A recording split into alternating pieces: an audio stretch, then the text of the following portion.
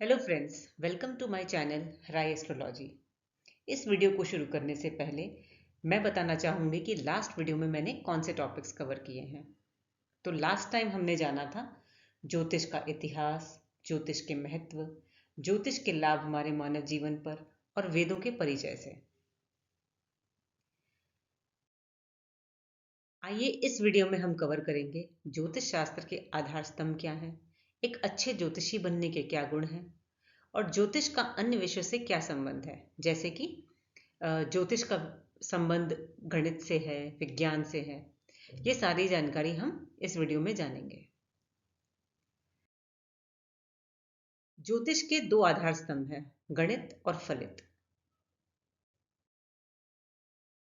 गणित का उपयोग हम ग्रहों की स्थिति की गणना करने में करते हैं कि वह उनकी अभी स्थिति क्या है, वह पृथ्वी से कितनी दूरी पर है, उनकी दृष्टि, उनकी दशा, ये सब जानकर हम वह मानव जीवन पर क्या प्रभाव डालेंगे उसका फल कथन कहते हैं।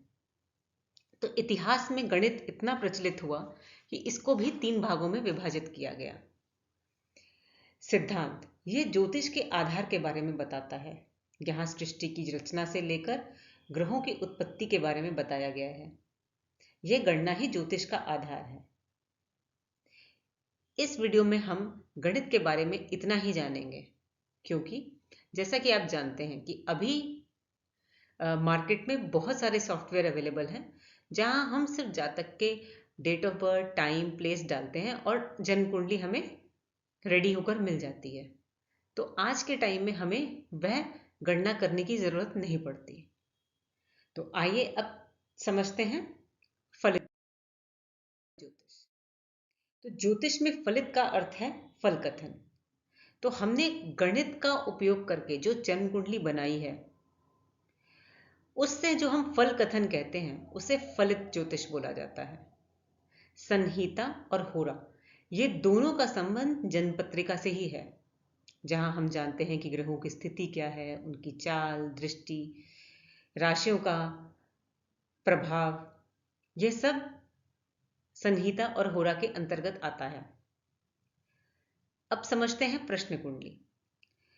यहां जातक को जो भी समस्या है, वर्तमान समय के अनुसार, यानी कि जब जातक ने प्रश्न पूछा है वह समय लेकर कुंडली बनाई जाती है और फल कथन किया जाता है।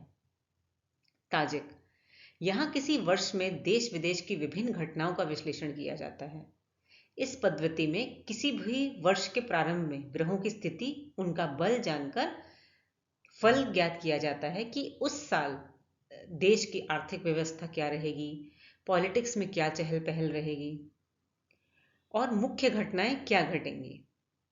तो ये विधि किसी एक जातक के फल कथन कहने पर केंद्रित नहीं है, बल्कि पूरे देश, विश्व पर क्या प्रभाव पड़ेगा इस पर केंद्रित है। आखिरी में मुहूर्त, शुभ समय में शुभ काम करना और अशुभ समय में और साधारण समय में काम ना करना, ये मुहूर्त ज्योतिष के अंतर्गत आता है। जैसे कि हम जो भी काम करते हैं, हम चाहते हैं कि उसमें हमें सफलता मिले, पर सही काम को सही समय पर करना भी बहुत ज़रूरी है। जैसे कि मुहूर्त, आपने देखा होगा कि विवाह करने के लिए भी मुहूर्त निकाला जाता है कि किस दिन किस समय पर हो, या गृह प्रवेश करते समय भी मुहूर्त निकाला जाता है। तो आखिरी में मैं ये बोलना चाहूंगी कि जन्म से लेकर मृत्यु तक के सारे संस्कार मुहूर्त के ही अंतर्गत आते हैं। तो आइए जानते हैं कि एक अच्छा ज्योतिषी बनने के लिए क्या गुण होना चाहिए। मुझे लगता है ये टॉपिक आपको बहुत इंटरेस्टिंग लगेगा, क्योंकि अगर आप ये वीडियो देख रहे हैं तो कहीं ना कहीं आप ज्योतिष से जुड़े हुए हैं। तो एक अच्छा ज्योतिषी बनने के लिए आपको अपने सब्जेक्ट का पूरा ज्ञान होना चाहिए। आपको गणित का भी पर्याप्त मात्रा में ज्ञान होना चाहिए, चाहे भले ही आप कुंडली सॉफ्टवेयर की मदद से बना रहे हो, पर ज्ञान होना बहुत ज़रूरी है।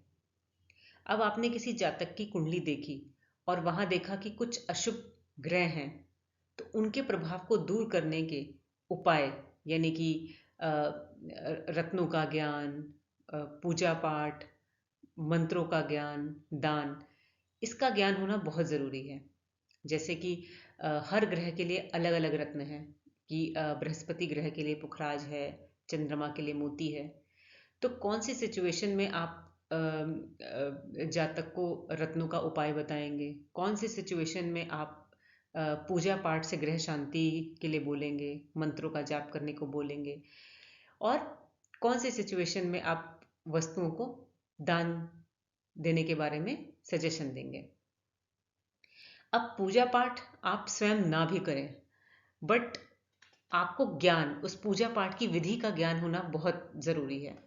आप जातक को बोल सकते हैं कि आप अपने आसपास किसी अच्छे पंडित को देखकर वो पूजा करा सकते हैं, पर पूजा पाठ की विधि का ज्ञान होना बहुत ज़रूरी है। अब ज्योतिषी के अंदर उच्च स्तर की समझदारी भी बहुत ज़रूरी है। जैसे कि मैं एग्जांपल देती हूँ कि अगर किसी ज्योतिषी ने किसी जातक की कुंडली देखी और वहाँ उन्हें पता चल गया कि कुछ दुर्योग हैं, जैसे कि मारक योग, जहाँ पर जातक की अ, जल्दी मृत्यु का योग है, या मृत्यु तुल्य कष्ट है, या निर्धन होने का योग है, तो वहाँ एक अच्छे ज्योतिष को अपनी उच्च स्तर की समझदारी से काम लेना होगा। वहाँ पर सिर्फ ज्योतिष का ज्ञान काम नहीं आएगा, उसे अपनी समझदारी से निर्णय लेना होगा और जातक को सही सलाह और काउंसलिंग देनी होगी। अब एक अच्छे ज्योतिषी के लिए उसका स्वभाव अच्छा होना चाहिए, चरित्र अच्छा होना चाहिए, और वह दयालु होना चाहिए। मतलब कि उसके मन में दूसरों की सेवा करने वाला भाव होना चाहिए। वह स्वयं भगवान पर विश्वास करे, स्वयं पूजा पाठ करे। क्योंकि आजकल देखा जा रहा है कि बहुत सारे ज्योतिषी अपने प्रोफेशन को सिर्फ पैसा कमाने के लिए अ, उपयोग में ला रहे हैं, तो ऐसा नहीं होना चाहिए। अब फल कथन कहने में जल्दीबाजी भी नहीं करनी चाहिए। जैसे कुछ लोग शुभ योग को बहुत बढ़ा चढ़ाकर बता दें, और अशुभ योगों को सीधा सीधा बता दें, जिससे कि जातक डर जाए। तो ऐसा नहीं होना चाहिए। जैसे कि मैं एग्जांपल देती हूँ कि अगर एक ज्योतिषी ने किसी की कुंडली देखी और वह भाप गया कि विवाह का जो योग है वो बहुत देर से है, संतान का जो योग है वो बहुत देर से है, तो अगर एक ज्योतिषी ने जातक को सीधा सीधा बता दिया तो जातक डर जाएगा। लेकिन ऐसा भी नहीं बोल रही हूँ कि वह उन बातों को गुप्त रख ले। तो वहां पर उसको जातक को समझाना होगा, एक सही गाइडेंस और काउंसलिंग देनी होगी, और उचित उपाय बताने होंगे। अब यहाँ पर ज्योतिषी के अंदर एक उच्च कल्पना शक्ति और हाई इमेजिनेशन पावर भी होनी चाहिए। जैसे कि एक ज्योतिष के लिए फल कथन कहने के लिए उच्च कल्पना शक्ति और शास्त्रों का ज्ञान सही संतुलन में होना चाहिए। जैसे कि मैं एग्जाम्पल बोलती हूँ, जैसे कि एक रोग को ठीक करने के लिए अलग अलग डॉक्टर अलग अलग दवाई बताते हैं, उसी तरह ज्योतिष में भी किसी एक समस्या का अलग अलग निवारण हो सकता है। लेकिन कल्पना शक्ति में भूल होने पर फल कथन में अंतर या भूल होने की स्थिति बन सकती है। अब मैं एग्जाम्पल देती हूँ। जैसे कि आपने सुना होगा कि एक हायर कोर्ट लोअर कोर्ट के निर्णय को बदल देती है। ऐसा क्यों होता है? ये अंतर आता है उच्च शिक्षा और एक्सपीरियंस से।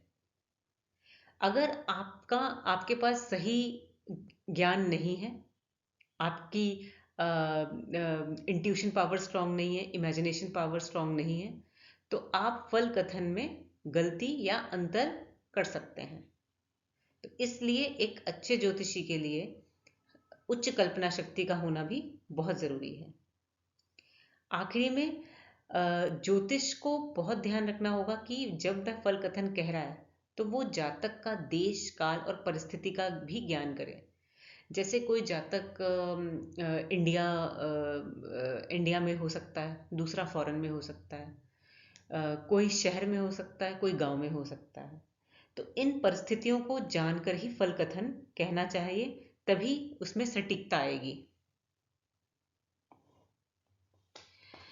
तो आइए अब जानते हैं ज्योतिष का अन्य विषयों के साथ क्या संबंध है।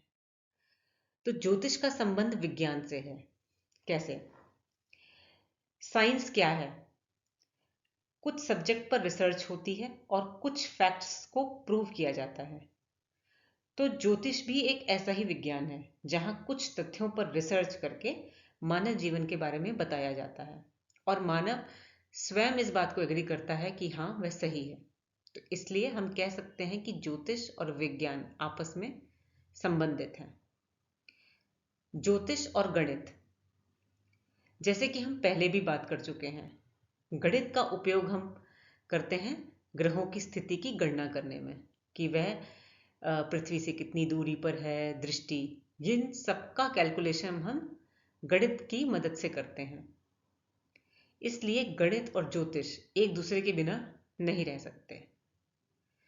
ज्योतिष और खगोल, अब आकाश में होने वाली घटनाएं जैसे कि सूर्य की किरणें, चंद्रमा का घटना बढ़ना, ग्रहण, इन सब का अध्ययन खगोल में किया जाता है और इन्हीं सब चीज़ों का अध्ययन ज्योतिष में भी किया जाता है, फल कथन कहने के लिए। तो हम ये कह सकते हैं कि ज्योतिष और खगोल आपस में संबंधित हैं। अब ज्योतिष का संबंध भूविज्ञान से कैसे है? अब ज्योतिष में केवल आकाश का ही अध्ययन नहीं किया जाता बल्कि पृथ्वी का भी किया जाता है, जैसे कि वास्तु एवं रत्नों का ज्ञान। वास्तु में घर किस दिशा में बनना चाहिए, इसका ज्ञान, और जितने हमारे रत्न हैं वह पृथ्वी से ही निकलते हैं। इसलिए हम कह सकते हैं कि ज्योतिष और भूविज्ञान भी आपस में रिलेटेड हैं। तो आज के लिए इतना ही।